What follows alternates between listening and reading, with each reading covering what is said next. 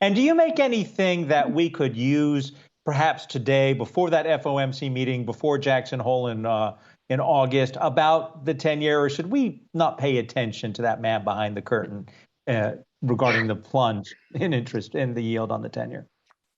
Look, I mean, you're supposed to pay attention to all market signals, and this move in the 10-year is significant. And it's been a big flattening of the curve, which suggests that market participants are saying that there's potentially a speed bump in this recovery, that the risks to the downside have grown, both in terms of potentially soft inflation, but also underlying growth. Now, what's interesting, though, is that you're not seeing comparable moves in terms of credit spreads widening or equity selling off in a sustained way. So that is a bit comforting. But nonetheless, yes, of course, the market moves always are important to think about when you consider a variety of different data sources of how to think about the economic risks in the medium term. Michelle, are you seeing any evidence from the Delta variant so far that it's weighing on the economic recovery, or are you changing your forecast at all, just considering the developments that we've gotten in terms of the number of cases over the last couple of days? So we are actively monitoring high frequency data to understand how the Delta variant might be impacting the economy.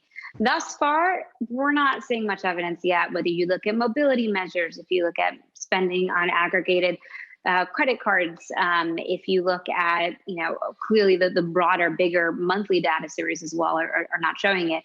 That said, some of the survey data that we look at is showing a little bit more concern about being in crowded places, a little bit more concern about going back out and traveling.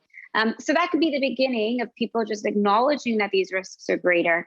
And then the question is, how do they shift their behavior? Particularly, how do they change their ability or their willingness to spend on these types of services, these leisure activities, which have been just seeing extraordinary strength over the last 3 months and been driving the recovery?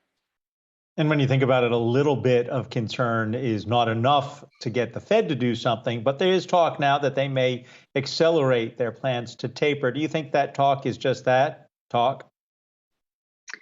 I think that the Fed is taking very small, measured steps towards the taper. And Chair Powell has been very clear on his intentions about this. They don't want to disrupt the market. They didn't want to surprise the market with a taper. So instead, they wanted to take every opportunity, every speaking event, to be able to provide a bit more detail to set the stage for the eventual taper. And I think that's exactly what they're doing.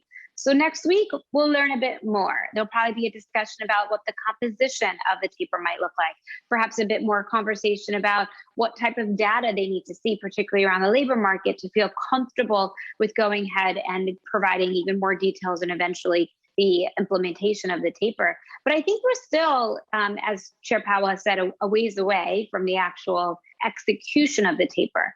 But we certainly will see more and more details as the Fed gets closer to the point where they think the economic data and the recovery would warrant them to begin changing their asset purchases.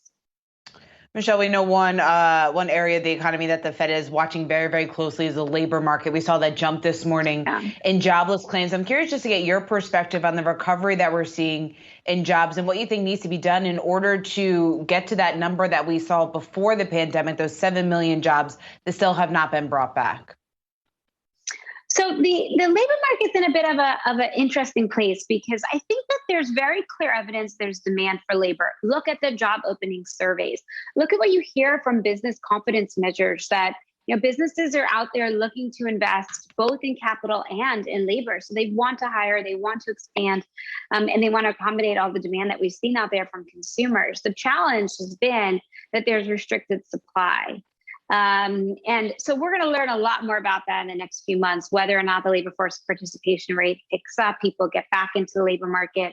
We know there are a number of factors that could influence that, one being the expiration of unemployment insurance, the other being the return to in-person schools in September, which could alleviate some of the childcare concerns. So I think that the Fed is really trying to understand the capacity out there for the labor market to improve from a supply perspective, realizing that there's plenty of demand for workers out there. It's just a matter of how to break some of these frictions in the market right now. Michelle, if those employees, those potential laborers come back into the workforce after September, would that relieve the pressure on wages, or is that here to stay given the kind of economy we're now facing? It should relieve some of the pressure naturally, right? If you have supply pick up, you're not going to have as much kind of pricing power on the part, in this case, of employees.